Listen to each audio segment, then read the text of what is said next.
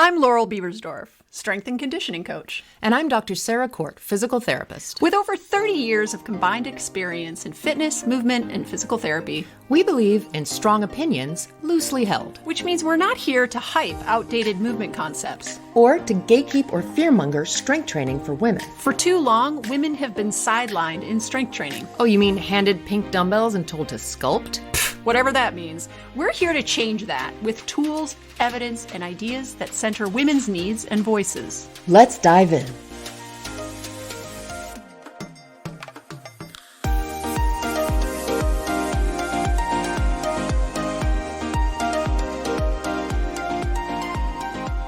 Ladies and gentlemen, live from planet Earth. The Milky Way. Sure. The solar system. So I understand. Welcome to the Movement Logic Podcast. I am Sarah Court. I'm a physical therapist. I am here with my co-host, Laurel Beaversdorf. She is a strength and conditioning coach. And today, we're going to talk to you all about our brand new course, tutorial, program. I've been having a hard time figuring out what the word is that goes after it. Not a freaking tutorial. But it's also not a course because Live for Longevity is our course. Hi, I'm Laurel and I'm a strength and conditioning tutor. Okay, she's still stuck on that one. So is it a program? No, it's a course. I guess in my head, a course is like, anyway. Course is a course, of course. And this Unless is a powerful course. And then, of course, you know that the course it's called Power Play. Boom. We're going to make this whole episode basically one long FAQ about the course. So when you listen to this, dear listener, it is the middle of the period in which we are selling the course for an introductory price of $99. And I believe you will have 4 more days to purchase it. The sales price, pardon me, the sale price goes up after Sunday, May 31st. So you have like 3 or 4 more days to grab this tutorial. Sorry, not tutorial, God forbid. What motivated us to make Power Play? Well, I think that for me, born on a farm. Listen, I was born on a farm with the famous Mr. Ed. Of course. Okay, let's get to the PowerPoint here. Did you pick up on that? That was good. That was good. Why? Here is exactly why. I was coaching Lift for Longevity year after year, and we were working with these women on impact training. And there are some exercises within our course that are more power-based exercises, like the rotational clean to press and some of how I would coach the row and things like that. So I was like, this is a really secretively good part of Lift for Longevity, which is that we're actually training them for strength, but also power because they're doing broad jumps. They're doing vertical jumps. They're doing these more explosive resisted lifts, right? And I got to thinking, I was like, this is something that we should talk more about. We should explain it more. And so in the classes, I would often thread in context around the power element and the speed of movement being especially beneficial and trying to move quickly and powerfully and da-da-da-da-da. And then I think you and I were both talking, as we are known to do with each other. And constantly. I feel like we started to mention to each other like, oh yeah, and then there's power, which seems to be even more important for fall prevention. And we were big into let's make bones stronger so that if people fall, they don't fracture. But then we were like, wait a second, what if people just don't fall? Right. How about we start a little bit further back? Let's back this wagon up. Right, exactly. Right. And I think that's why. And then also having done CrossFit for a couple of years and engaged in various different power-based movements, and then I'm a very durable, kind of non-injury prone person generally, but hearing all of the negativity against CrossFit and injury and da-da-da-da-da, and then also seeing some of the older folks in the CrossFit gym and overhearing them talk about this or that part of the WOD I just can't do, da-da-da-da-da. And I don't know why I'm dying a lot this episode, but that's an annoying tick that I've picked up just now. I noticed that there were no entry points, is a word I like, for folks to start working on power. And this is not everyone, but I think a lot of folks come to classes like CrossFit, where there's a lot of jumping all of a sudden or a lot of explosive movements. They're either give me an alternative that looks nothing like the exercise, or they do it and they do way too much of it and they're like, holy shit, I can't move. Don't you mean a tutorial like CrossFit? I just wanted to break her. I feel like you and I sort of always have our what's the expression? Nose to the grindstone, ear to the wheel. Isn't there an expression about a wheel or a grindstone and like either your ear or your nose? Finger on the pulse, I mean, that's a better one, obviously, but nose in the wind, what? I don't think that's one. nose downwind of what's happening.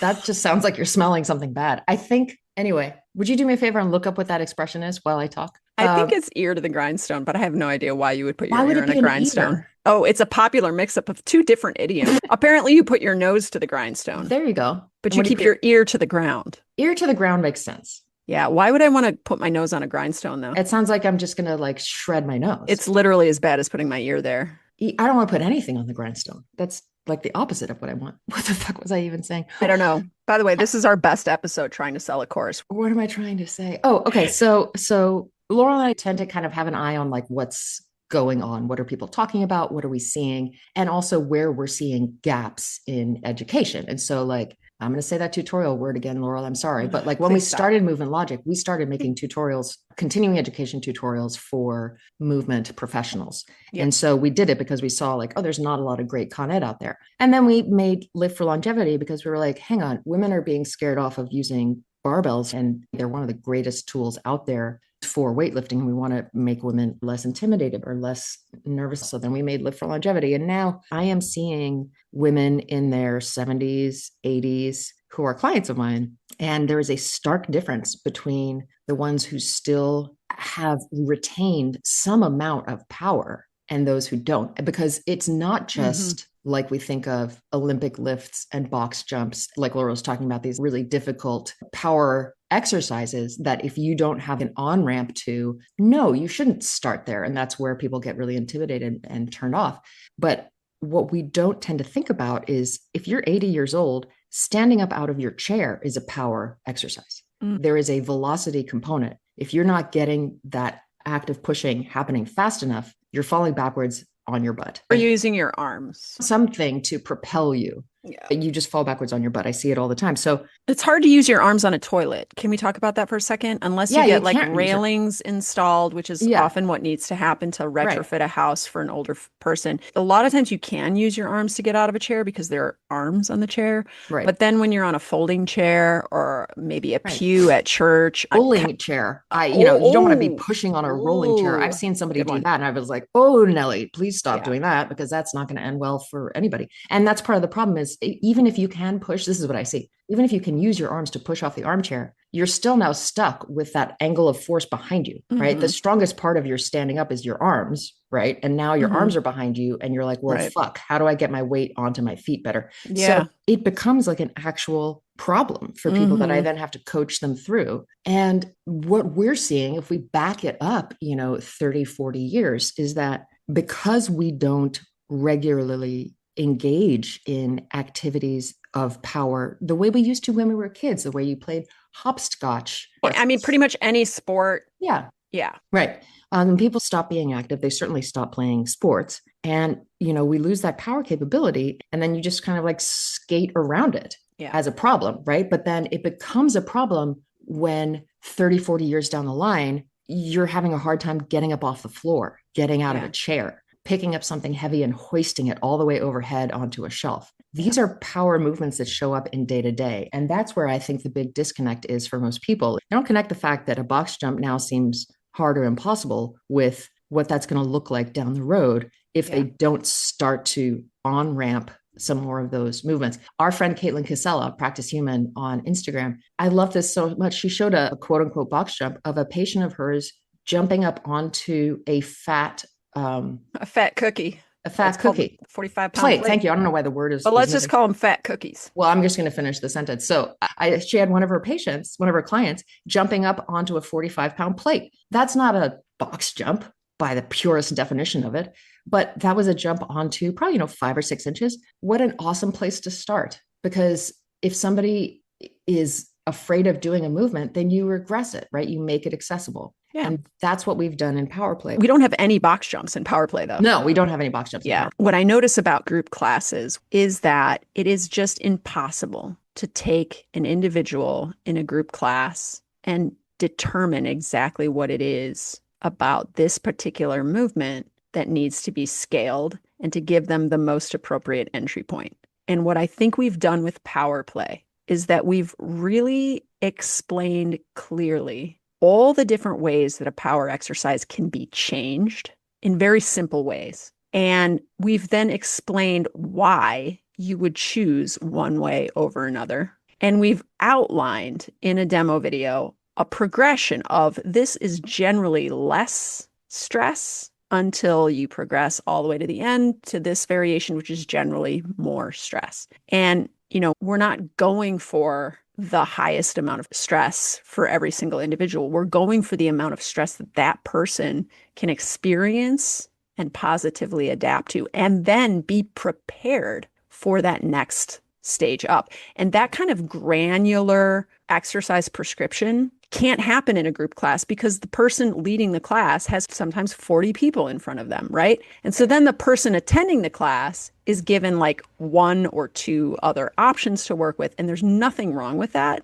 But I feel like each individual would be able to make progress a little faster and be exposed to different types of power-based exercises if they were shown a map, a more granular map. Yeah. While you were talking, it made me think about how it's the same thing that we did with Lift for Longevity, right? You could go to a group class where they're having you work with weights, Mm-hmm. but that weight might not be heavy enough for you to Mm-hmm. actually, for the number of reps that you're doing, right? There's no individualization, which is what's required to actually make meaningful progress in a category like strength or like power. I think what's probably ending up happening in a lot of these classes where you're doing something that might be considered a power exercise, right? You're moving some external load at speed. Mm-hmm. Either the load is not enough so that what you're doing ends up being like just like a high intensity cardio move, right? Mm-hmm. Because for it to actually be power requires some certain like characteristics, which we talk about in the course. So I think a lot of times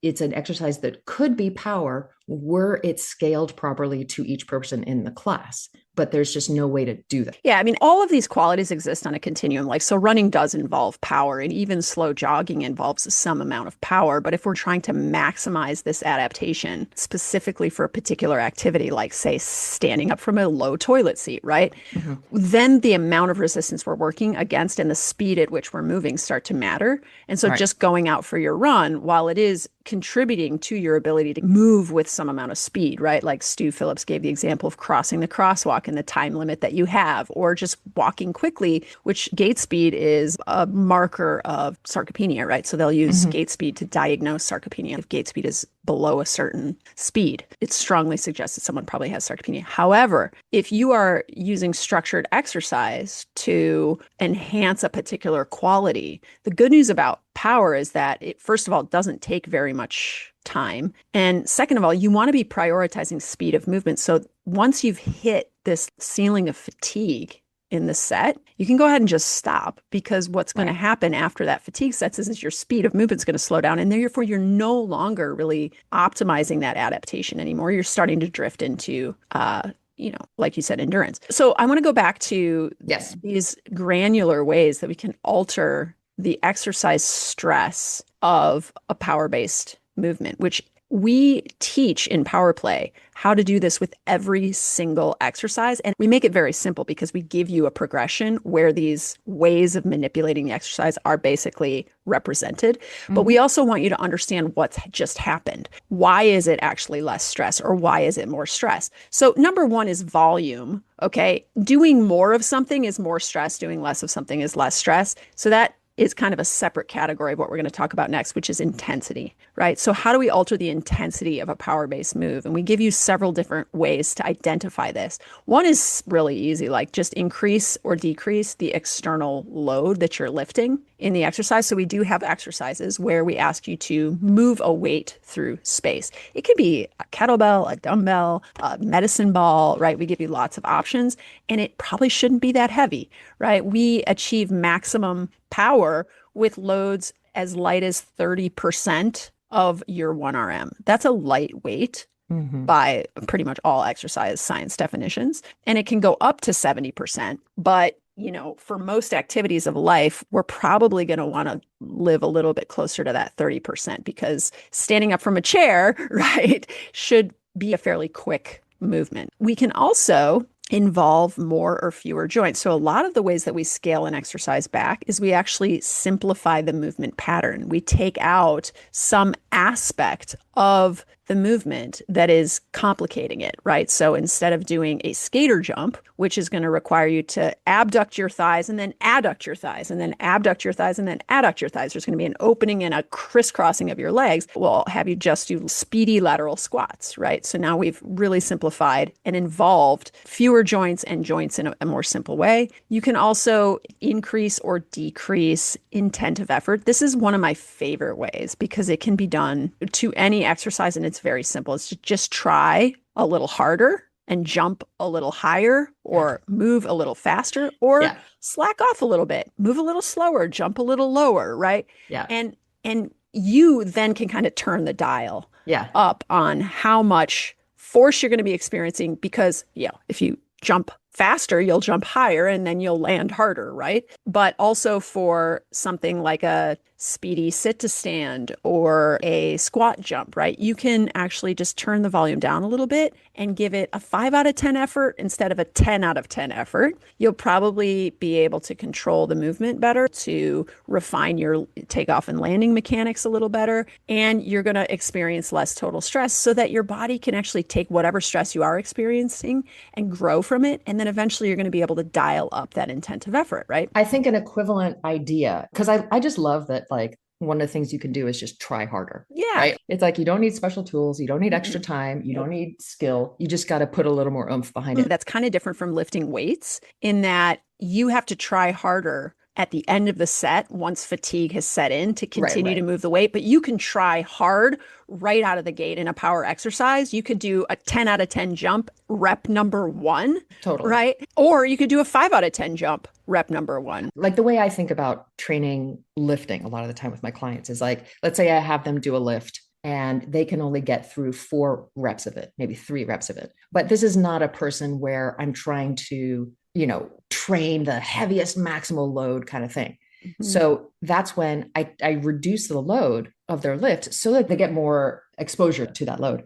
Mm-hmm. Same thing Yeah. with power. Like if you going your 10 out of 10 means you can do one jump, Yeah. that's actually not as valuable Right. to your body and to its ability to learn and progress as if you take, maybe don't do 100% maximum effort. Maybe you do 75% effort and you can do 4, something like that. So there is this internal dial that you can turn up and down. Mm-hmm. Like anything with exercise, you kind of have to feel what it feels like for yourself to kind of experience it and learn what that's going to feel like in your body when you do it. But that's another really valuable tool that you can learn how to manipulate with Yes. power. Yeah. Okay. So those 3 ways that we just talked about to alter the intensity of a power-based exercise can be done for every single power-based exercise imaginable. You can increase or decrease external load, involve more or fewer joints, increase or decrease intent of effort. And these are often the levers we're going to pull in power play for all of the exercises. But then we have this whole other category of power-based exercises that involve impact. So we have special ways to alter the intensity specific to that category of power-based exercise. One is jump height or drop height. So if you're stepping off of a box, landing and then jumping, which we have that exercise in our course called drop jump. It's one of our highest intensity exercises at the top end. If you jump or step off of a 6-inch box versus a 14-inch box, there's going to be a very big difference in the forces you experience. So this is a very easy modifiable factor to play with. You can also change whether you're landing on one limb or 2. And that's a big jump in difference, right? Or a It big really plummet is. in difference, right? You could do pogos on 2 feet or pogos on 1, right? And the 1-footed jump is much higher intensity. Yeah. So it makes sense then that you would start with the 2 feet, right? And see how that lands, no pun intended. And then maybe down the road progress to 1, right? You can increase or decrease ground contact time. One example of this is you could do singles or cyclical jumps. A single jump is, let's say I'm doing a vertical jump, right? I'm just standing. I'm going to squat down and jump up into the air and land, take a break, squat down, jump up and land, take a break. Or I decrease ground contact time. I do cyclical. I'm going to jump up into the air, drop down, jump up in the air, drop down, jump up in the air, drop down. A cyclical squat jump is higher intensity. There are higher forces acting on the joints. This is a lesser known but useful way to mitigate stresses in an impact-based exercise. Increase or decrease ground contact time. You can also alter the starting position, right? So if you start a little higher up versus lower down, that's going to change things. But also, if you pause at the bottom of that squat jump and then jump versus drop down and then jump, right? That's going to alter the forces. That's going to alter the jump height. It's going to alter the speed of movement, right? These are subtle, but when you experience them, you notice, right? That actually, oh, when I add that pause, I don't jump as high, but I have more control, perhaps, or I'm more focused on my form at the bottom, right? There's a lot of things that you gain from tweaking these exercises in these subtle ways. And this is not stuff you're going to get in like a CrossFit class or an Orange Theory class. Like the instructor's not going to come up to you and be like, you know what, instead of doing it this way, let's tweak it in this really subtle. No. Right. So you're going to sit with this course and you're going to learn this stuff and you're going to be able to direct your own experience, which I love that empowerment side of this as well. Absolutely. You can use your arms or not use your arms. You can alter the direction at which you're landing on the floor. You can alter surface stiffness. These are 3 more ways. But basically, now you've got like 9 different ways to alter the intensity of a power-based exercise. And you're going to then experience all of those different ways in the exercise progressions, which Sarah is going to walk us through. Yeah. To Laurel's point about you are empowered to actually do the exercise in a way that fits your body, but you also get to learn what your body's able to do a lot more specifically, not just, oh, well, there's no way I could do cyclical squat jumps, so I'm not even going to try kind of thing, right? So I wanted to give you an example of one of the exercises that we teach. So we teach a vertical jump, or you might know it as like a squat jump kind of thing, but we dial it all the way back. It starts seated. So seated on a box, seated on a bench, seated on a chair. The very first thing you're doing is an explosive sit to stand, which is, again, this goes back to that intent conversation and like you just try harder. So rather than just standing up from a chair the way you would ordinarily in your life, you're going to try to do it as fast as possible, right? You're trying to put some speed behind it. Start trying to teach your body's tissues like, hey, look, you can do this faster. So that's the first one, is this explosive sit to stand. So the next progression, you're still seated on the box or the bench or whatever, but you're going to do your explosive sit to stand all the way up onto your toes. So you're adding a heel raise at the top of it. So now we're introducing a little bit of a balance problem. Then still seated, you're going to do your explosive sit to stand, but instead of just standing, it goes right into a jump. So essentially what we've done is taken out the challenge of doing it A, without anything under your butt, and B, repeatedly at all. And we're just saying, okay, let's put something under your butt and you're just going to do it once, right? And so maybe you get to that third level, explosive sit to stand that ends with a jump. And you're like, wow, okay, this feels like something I could work on for a while. Awesome. Whenever there's a vertical jump in any of the workouts that we have in the course, that's the version you're going to do, right? So that's the idea. But there is more. So the next level is take the box away and then do all 3 of those versions again. So you might find, oh, actually, you know what? I don't need to be sitting down at the beginning of this. I can handle this without the box. So maybe that's where you start. Then Laurel was referring to this as well, a paused squat with the jump. So you go down into the bottom of your squat, you hang out, and then you're going to do 1 jump and then just land. And then we take the pause away for the next version.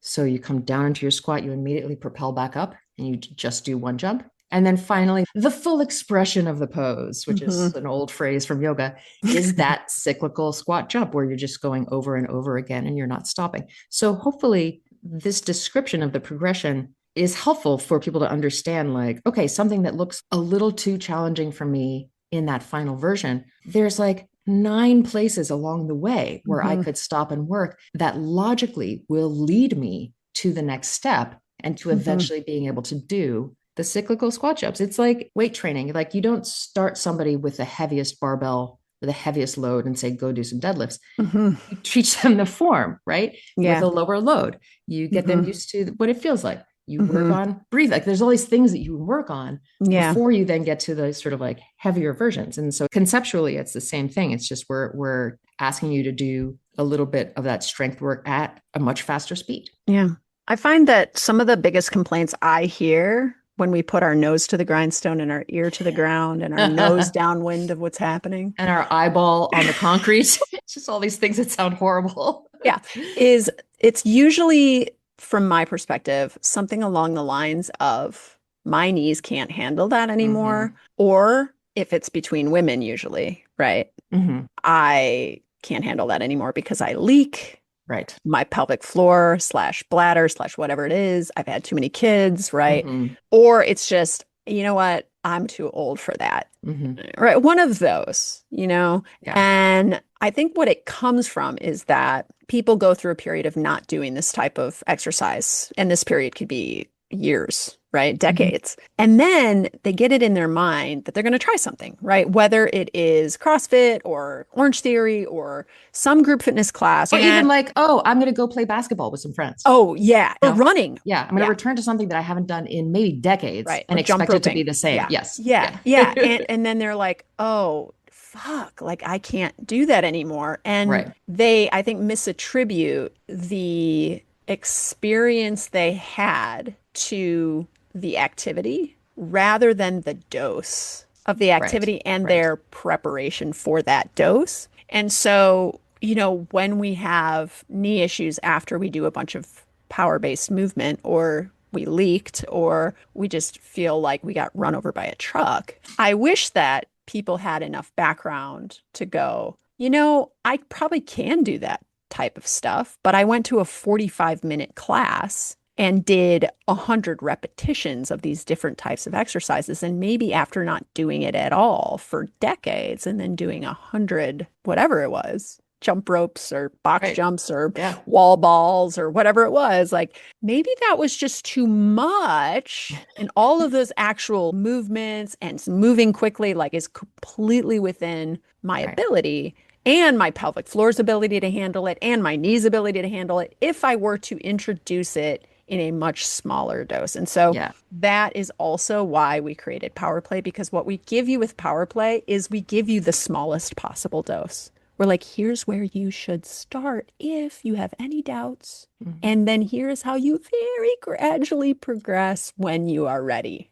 Totally. It makes me think a lot about how, for exercise specifically, we all have this kind of all or nothing thinking about it. Yes. Oh my Either I can gosh. box jump or I can't. There's no like, I could relearn or learn, right? There's no like, I could Yeah. improve. I'm going to start here. I could end up there. Yeah. It's all or nothing. People see the end Right. and they think that's the beginning. So Right. they see the box jump and they think, I have to be able to do that to participate in this kind of activity or class or whatever. It's like, no, that's the freaking end, dude. Yeah. Like, back that wagon up. Let's Hmm. start at the very, very beginning, right? And that's what we do with Power Play. We give you the beginning and we give you the end, and then we Yeah. show you how to go from the beginning to the end. I mean, if CrossFit was smart, they'd do that. There's I, so many people that are turned off of it by billions of videos of people doing incredibly hard Yeah, things. I know there are exceptional coaches working in CrossFit boxes, but I think a lot of CrossFit coaching is very like monkey see, monkey do. I just kind of stick to the script, and Right. there isn't this granular, nuanced tweaking of exercises. Here's the thing as well. If you are one of those people who's listening to this and you're thinking, okay, yeah, but my knees, or okay, yeah, but my pelvic floor,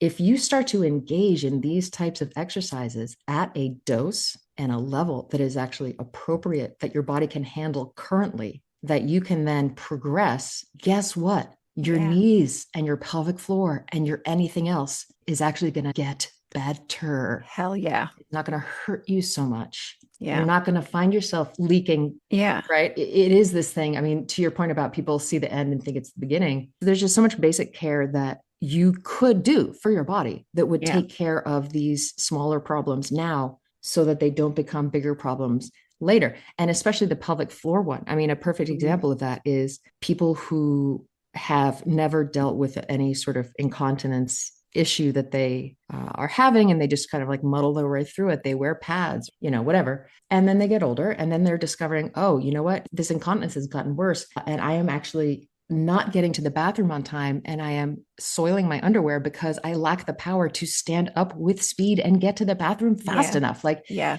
it's such an Ouroboros, right? So, Sarah, So are you saying that it's possible that your issues managing pressure and timing with jumping are not going to improve unless you actually start jumping a little bit? well, in fact, I am. To be fair, and as a PT, I would be remiss if I didn't say this. There are plenty of urinary continence issues that Yeah. should not start with jumping, even Right. gentle jumping. You might have much bigger problems that you need to be seen by Yeah. a gynecologist, a pelvic floor physical therapist, something like that. But we're talking about there's a lot of people walking around who just occasionally leak a little. And honestly, like that's not that big of a deal. And I certainly don't want people like suddenly freaking. Like I just sneezed this morning and like a little bit of pee came out. And I was like, oh, that's annoying. I'm not like stopping my day and having a panic attack about it. Right. But power training, a lot of it is legitimately free. Like it doesn't require a lot of external equipment. When we have this Yeah. ability to work on something like this and we don't, it's a shame. It's a shame. And I want to also say, like, yes, pelvic floor issues involving incontinence probably shouldn't all start with jumping, like 100%. But here's the thing about every single jumping progression in power play. Not that we're saying power play is pelvic floor therapy, it's definitely not. But guess how every single jumping progression begins in power play? With a non-jump. That's right. Yeah. Yeah. Like we also don't start you jumping because listen, that doesn't make any sense. If you need to back up, the backing up is going to take you all the way to the beginning. And a jump at the beginning starts with not jumping, but rather just moving through the movement pattern explosively. Yeah. And then working on that. Because that in and of itself is going to be a challenge to something like the pelvic floor, something like the knees, right? Just being able to manage quick movement through your body. You don't need to be adding impact right away. Like, Absolutely. why? Absolutely. Start with the movement. Then, once you've got the speed of the movement down and it's gotten a little speedier and it's gotten a little crisper and it's gotten a little, zippier, Yeah. come up off the floor a little bit. Woo! Zip, zip. And then do that a little bit. Don't do 100 reps. 100. 100. Do 100, not 100. 100. Yes, not 100. Do 100. Maybe do 5. Do 5. Yeah. Then wake up the next day and see how you feel. Yeah. Right. And then maybe try 5 more. Let's talk a little bit about some of the science behind this. Yeah. Well, the Cliff's notes are that you lose power faster than strength, and you lose strength like 5 to 6 times faster than muscle mass. The reason being that these adaptations of strength and power rely heavily on adaptations that take place within the nervous system, right? So you've probably heard of type 2 muscle fibers, right? So type 2 muscle fibers are innervated by a high threshold, fast twitch, right? Motor neurons. And these are connected to your brain. And so when you need to move with a lot of force, which can involve both moving against a lot of resistance, that's heavy strength training, or moving into those last few tough reps of a set of moderate or light loads with strength training. So strength training, right, generally, or if you need to move very fast. So it's the resistance getting tough or the speed of movement getting high. Your brain sends a signal through these high threshold motor neurons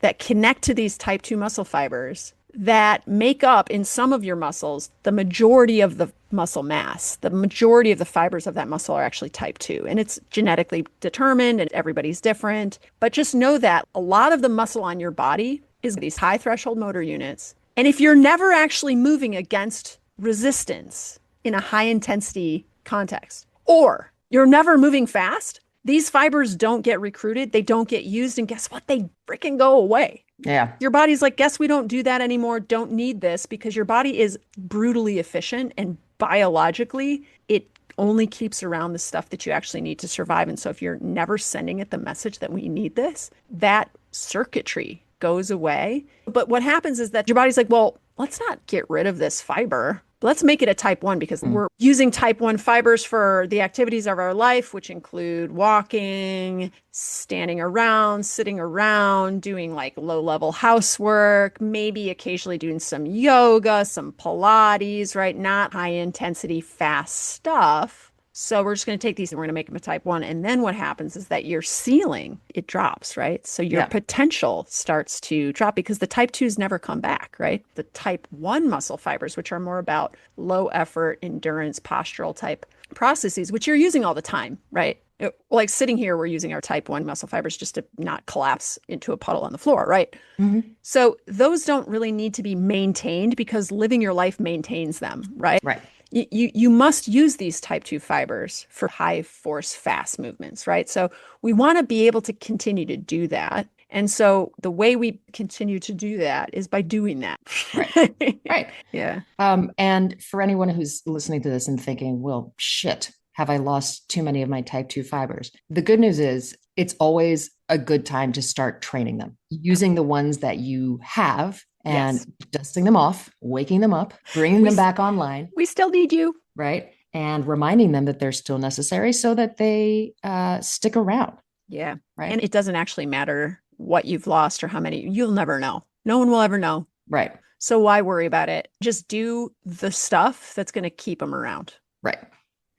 So I have a client that I work with who is in an assisted living facility. She is 81 or 82. My mother turns 80 this year. And these two women, who are roughly the same age, could not be more different in their physical capability. The woman that I work with in the assisted living facility has basically ebbs and flows of her capability. Mm-hmm. In some ways, it's a safety issue, but she basically does not do much exercise if I am not there. And I am there 1 hour a week. Mm-hmm. And sometimes she's had a decent week and we can walk down the hall and back. And even Mm. though she's feeling okay, wobbly on her legs, she makes it. Other days, we have to do all of her exercise in bed.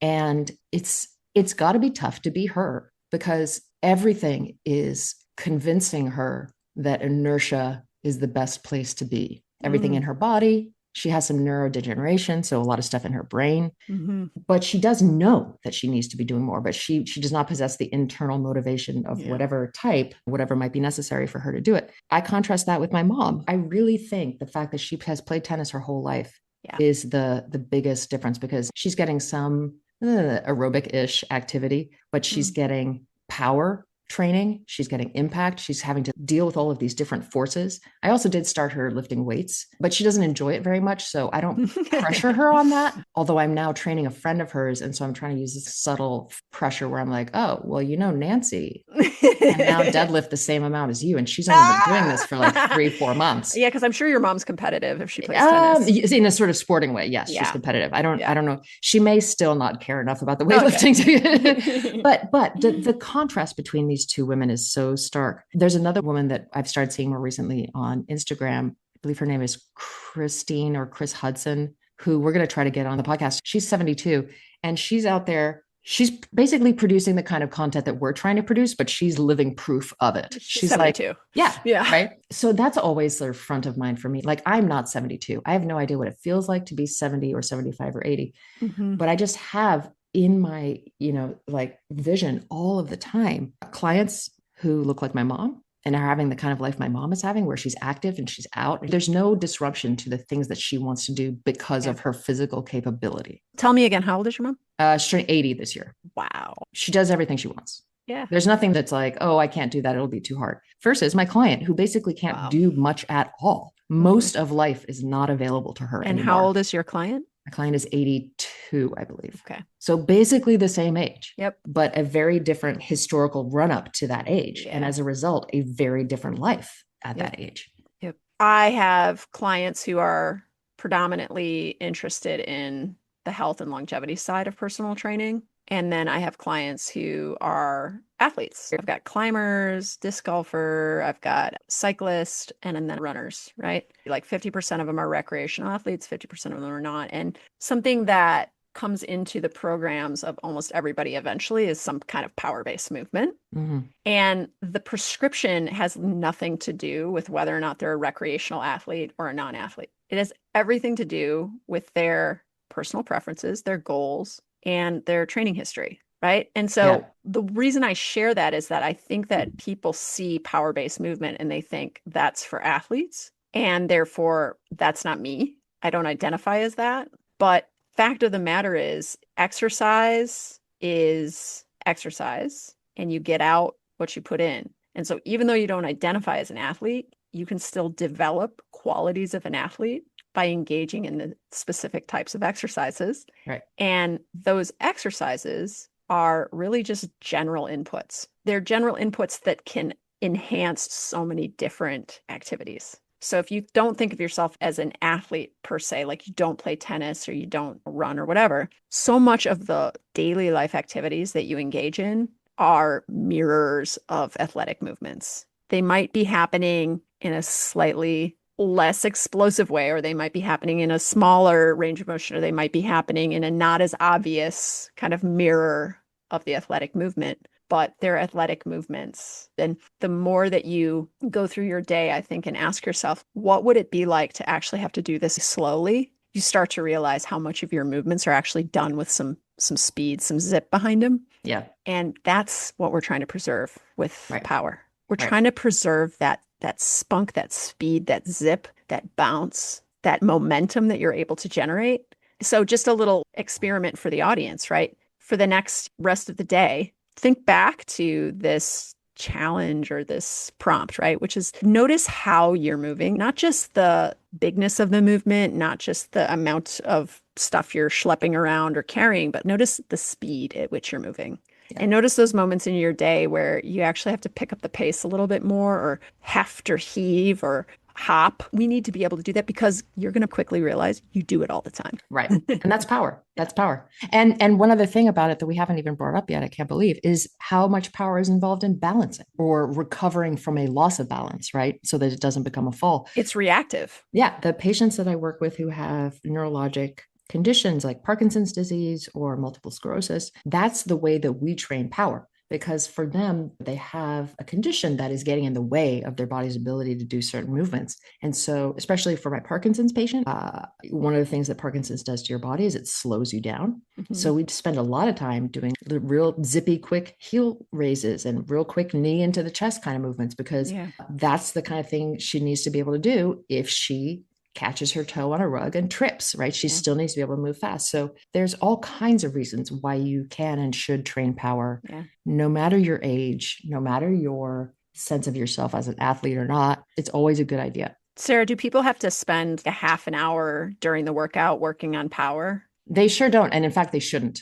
Your ability to generate it goes down very quickly. And so then it just turns into like an endurance exercise. So you actually want to capture it while it's still a power exercise. And that might mean 3 repetitions of something instead of 10 repetitions of something. Right. To keep that movement sparky and zippy and not grindy and slow. And we talk you through how to do that in the course. Yeah. We also give you 9 or 10 different workouts that are between 3 and 4 minutes. The majority, I think one of them is 7 minutes long. Yeah. A lot of these workouts, you're actually resting for parts of the workout, getting ready to then perform the same high quality set of an exercise again. And it's very visually oriented. Basically, Sarah is showing the more scaled back version that we've selected. And I'm usually showing the more scaled forward version that we've selected. But then within the workout description, there's a link to the exercise progression in which you can select a different variation to do. And you know where it falls on the continuum of lower to higher exercise stress. So if Sarah's version is still a little too much,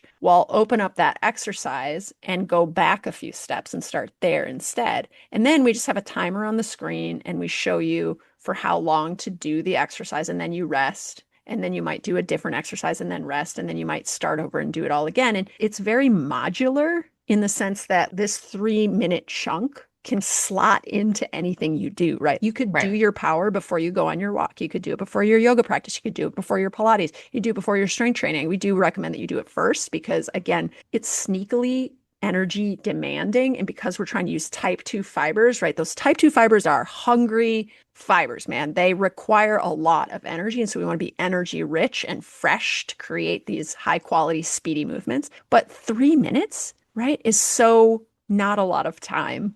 And we also start you with 1 workout a week. Right. Y'all, do you have time for 3 minutes once a week to work on power? You do. You do. You do, as it turns out. And then from there, guess what you can build? You can start the whole workout over and do 6 minutes instead of 3 minutes, or you can do 2 days a week instead of 1, right? And from there, we gradually, sensibly build your tolerance for this form of exercise from the beginning. We don't start with the end. We start the very, very beginning. That's right. So right now, the course, we are selling it at an introductory price because it is brand new. It is $99. That price is going to go up after May 31st. So link is in the show notes. If you're on Instagram, it's in our bio or it's on our website. Go get it, y'all. Go get it, y'all. We hope you enjoyed learning about the course, and we'll see you in 2 weeks. Bye.